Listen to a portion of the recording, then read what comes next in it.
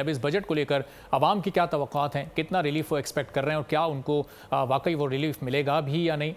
पूरे मुल्क के आवाम इस वक्त बजट से मुतालिक किन ख्यालात का इज़हार कर रहे हैं, ये भी देखिएगा। गवर्नमेंट बाकी सेक्टर में रिलीफ नहीं दे पा रही, कम से कम जो लोग अपने पैसे लगा के अपनी बिजली बना के यूज़ करना चाह रहे हैं तो वहाँ तो उन्हें रिलीफ देना, उनके ऊपर टैक्स तो ना लगाएं। अवामी तवक्कुआत जो है, जहाँ पे महंगाई इतनी बढ़ रही है वहाँ पे अवाम की इनकम नहीं बढ़ रही, तो ये फर्स्ट ऑफ ऑल तो प्राइसेस की स्टेबिलिटी है ना, इस पर इनको ज़रूर काम करना चाहिए। पेट्रोल प्राइस कम होने चाहिए और प्राइजेस जो हैं बाकी कम्युनिटीज़ में वो कम होनी चाहिए। बाकी चीज़ों में रेट्स कम नहीं होते, जैसे आटा का रेट कम हुआ है लेकिन बाकी ब्रेड वगैरह में इस चीज़ में कोई कमी पेश नहीं की, उन्होंने कुछ भी नहीं किया।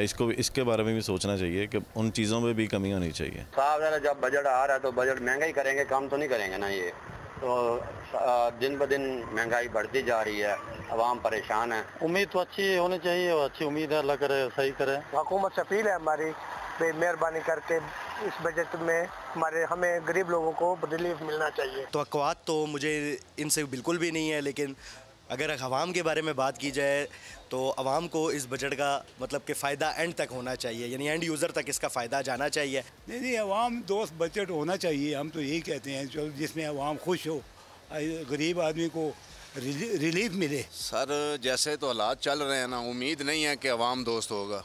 महंगाई देख लें कहाँ चली गई है, लोग बिजली के बिल अफोर्ड नहीं कर सकते, गैस के बिल अफोर्ड नहीं हो रहे। बजट जो आएगा तो वो तो उसमें कोई रिलीफ नहीं मिलेगा, बल्कि आपको बड़ा मुश्किल, आगे बहुत मुश्किल हालात आ रहे हैं, बहुत मुश्किल हालात। सब्सक्राइब करें और बेल दबाएं ताकि कोई खबर रह न जाए।